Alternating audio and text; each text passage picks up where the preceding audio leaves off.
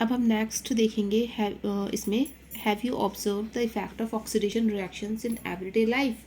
तो आप कैसे ऑब्जर्व करोगे, तो वो चीज़ हम देखेंगे यहाँ पे। तो फर्स्ट है इसमें कोरोजन एंड रेंसिडिटी।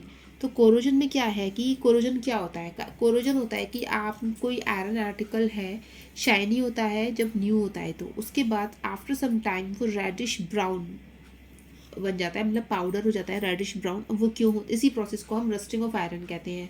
ठीक है, अब क्या होता है कि अगर आप देखो यहाँ पे कि जब मेटल अटैक करता है बाय सब्सटेंस मॉइस्चर और एसिड के कांटेक्ट में आकर, तो कॉपर और सिल्वर का कलर चेंज हो जाएगा, यानी कॉपर हो जाएगी हमारी ग्रीन कलर में और सिल्वर हो जाएगी हमारी ब्लैक कलर में। तो ये चीज़ आपको ध्यान रखनी है कि वो कलर जो चेंज हो रहा है ना, वो क्यों हो रहा है, वो हो रहा है हमारा मॉइस्चर और एसिड के कांटेक्ट में आने पर इनका कलर चेंज हो जाता है। तो इसी प्रोसेस को हम जो है कोरोजन कहते हैं, और ये कोरोजन के ही एग्जाम्पल है।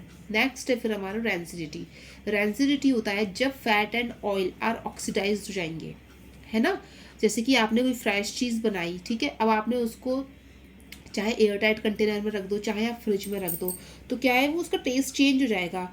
टेस्ट तो चेंज हो जाएगा ही, लेकिन एयर टाइट कंटेनर में क्या होता है कि वो प्रोसेस थोड़ी स्लो हो जाती है, टेस्ट चेंज नहीं होगा, लेकिन वो टेस्ट जो भी उसमें ऑक्सीडेशन की प्रक्रिया जो चल रही होती है ना, वो स्लो डाउन हो जाती है।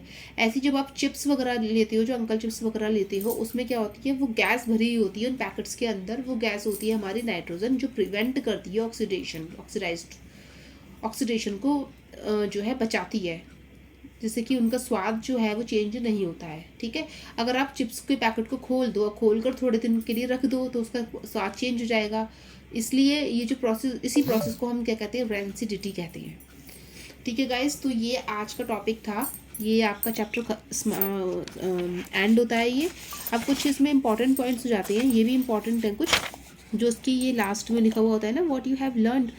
तो ये भी वो, ये जो अभी तक हम लोग ने पढ़ा हुआ है ना, वो यही है कि अगर हम देखें इसमें कि complete chemical equation represent the reactant and product and their physical states are symbolically. Decomposition reaction है जो हम लोग पढ़ चुके हैं, प्रेसिपिटेशन रिएक्शन है, और द डिफरेंट एटम्स और groups of atoms are exchanged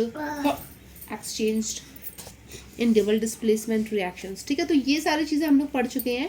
तो बस ये भी कुछ ही चीज़ें होती हैं इंपॉर्टेंट इसमें। वैसे तो कुछ नहीं, वैसे तो मैंने आपको पढ़ा ही दिया है सारा।